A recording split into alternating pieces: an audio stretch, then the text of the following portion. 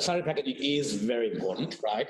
And we need to look at gross wages, commissions, bonuses. These are all cash payments, right, that we make to employees. There are some fringe benefits, tax concession items as well. You can have a laptop that's mainly used for business. You could package a car, a motor vehicle. I mean, normally an average car would save you about $3,000 or $4,000 a year. So over a period of, let's say, 5 years, you keep a car for 5 years, you're saving $20,000. That helps you against the loss in value of the car, right? Superannuation, there's a cap of $25,000. If you can afford it, your company will contribute your 10% going forward, but you can sacrifice more to get more into super, and obviously that's saving for retirement. And the last thing I want to touch on quickly is the important employee share options, right? And employee share schemes. Again, we've got a specialist team led by a partner who knows this area very well, working with both startups and listed companies. His name is Peter Hills.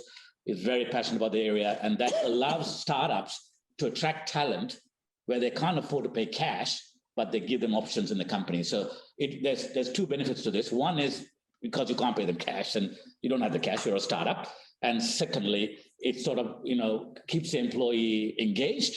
And then also you're sharing the benefits. There's nothing like, you have a successful business, a venture that you're selling for $100 million and everybody benefits, right? So, I mean, the main guy gets the bulk of it, but everybody else gets $1 million or whatever. And there are tax concessions.